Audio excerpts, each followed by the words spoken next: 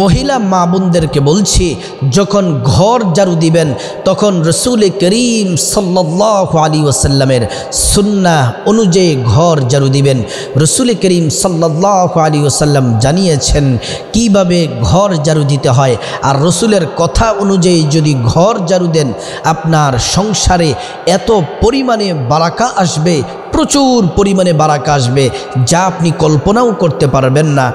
আর যদি রসুলের শিখানো পদ্ধতিতে যদি আপনি ঘর যদি ঝাড়ু না দেন, তাহলে এই ঝাড়ুর মাধ্যমে আপনার সংসারে বিপদ নেমে আসবে, দুঃখ কষ্ট নেমে আসবে এবং সংসারে অভাব অনটন লেগেই থাকবে, আপনাকে ফকির পর্যন্ত বানিয়ে ফেলবে।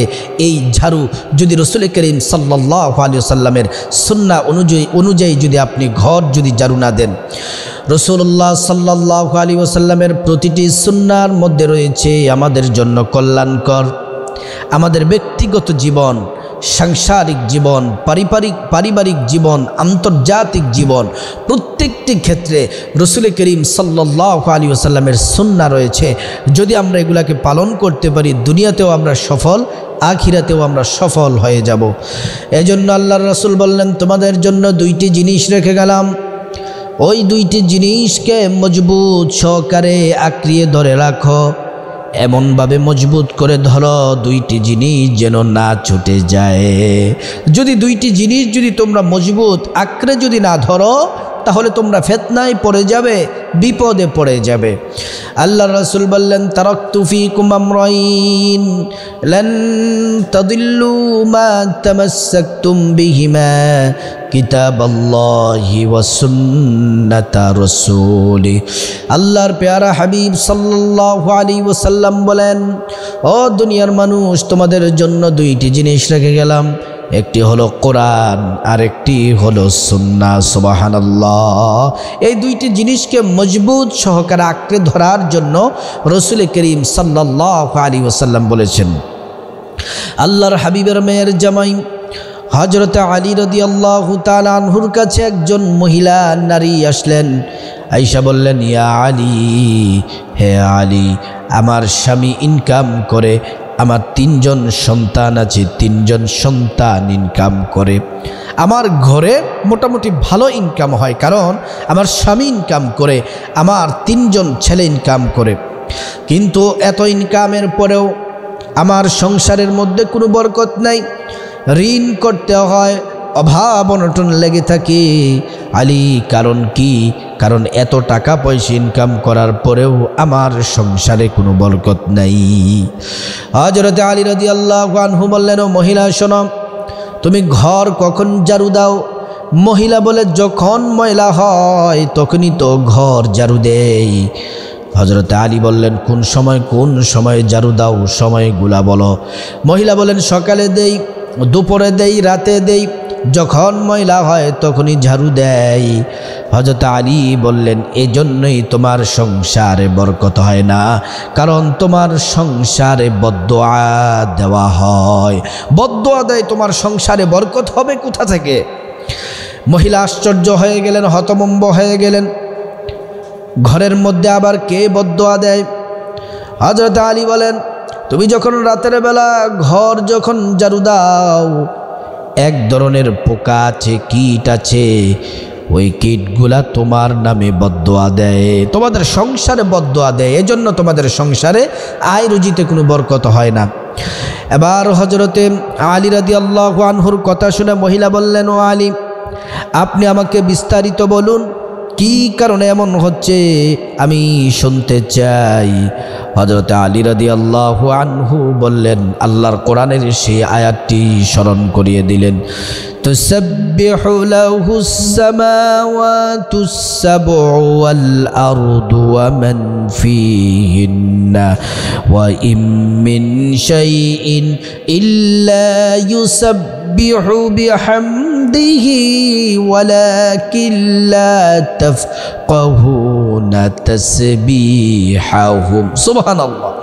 আল্লাহ রাব্বুল আলামিন বললেন, দুনিয়ার মানুষ শোনো, 7 আসমান 7 জমিনে এর অন্তর্ভুক্ত যা কিছু আছে, গাছপালা, তরুলতা, কীটপতঙ্গ যা কিছু আছে, প্রাণী বলো যা কিছু আছে, সব আমি আল্লাহর জিকির করে, আমি আল্লাহর তাসবিহ পাঠ করে, সব প্রাণীগুলো আল্লাহর জিকির করে, গাছপালা, তরুলতা সব আল্লাহ পাকের জিকির করে লা ইলাহা ইল্লাল্লাহ, লা ইলাহা ইল্লাল্লাহ, লা ইলাহা ইল্লাল্লাহ, লা ইলাহা ইল্লাল্লাহ।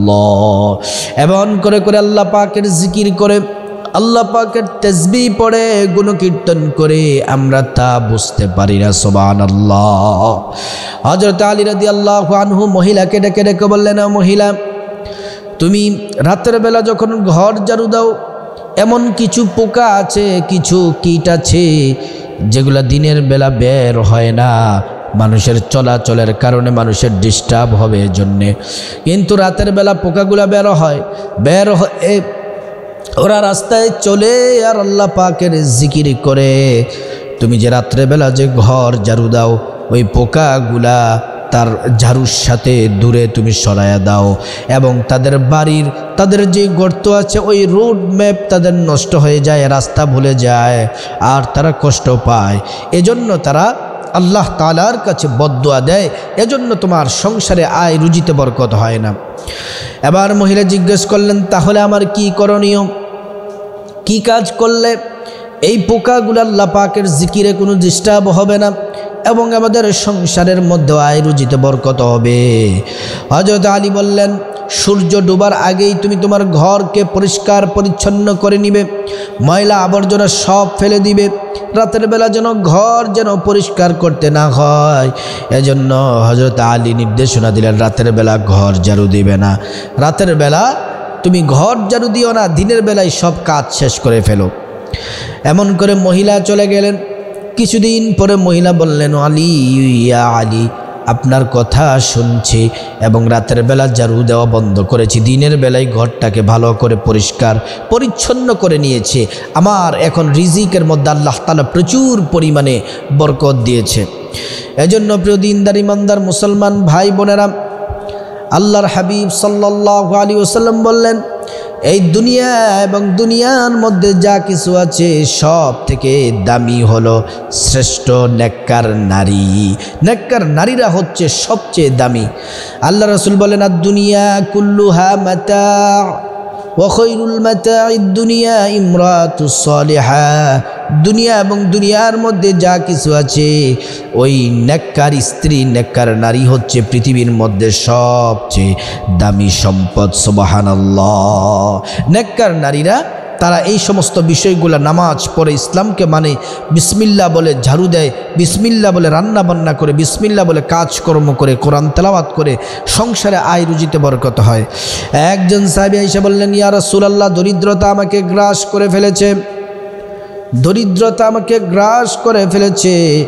আল্লাহর হাবিব সাল্লাল্লাহু আলাইহি ওয়াসাল্লাম বলেন, সাহাবী, তুমি 5 ওয়াক্ত নামাজ পড়বে, আর যখন তুমি ঘরে যখন প্রবেশ করবে, ঘরের দরজায় দাঁড়িয়ে সূরা ইখলাস পাঠ করে তারপরে প্রবেশ করবে। কিছুদিন পরে ওই সাহাবীর সাথে রাসূলুল্লাহ সাল্লাল্লাহু আলাইহি ওয়াসাল্লামের সাক্ষাৎ হলো। আল্লাহর হাবিব সাল্লাল্লাহু আলাইহি ওয়াসাল্লামকে ওই সাহাবী সালাম দিলেন। সালাম দিয়ে বললেন, ওগো ইয়া রাসূলুল্লাহ, ইয়া হাবিবাল্লাহ, মায়ার নবীজি, আল্লাহ রাব্বুল আলামিন এত পরিমাণে, প্রচুর পরিমাণে সম্পদ আমাকে দিয়েছেন, যা আমি গুণে শেষ করা আমার জন্য সম্ভব না।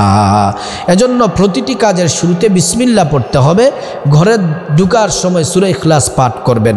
আর মা বোনদেরকে বলছি, সংসারে যদি আয় রুজিতে যদি আপনি বরকত চান, যে আপনার সংসারে আয় রুজিতে বরকত হোক, দুনিয়াতে আপনি ধনী হন, টাকা পয়সার মধ্যে বরকত হোক, তাহলে যদি আপনি বরকত পেতে চান, তাহলে সূর্য ডোবার আগেই আপনি ঝাড়ু কমপ্লিট করে ফেলবেন, রাতের বেলা আর ঘর যেন ঝাড়ু দিতে না হয়।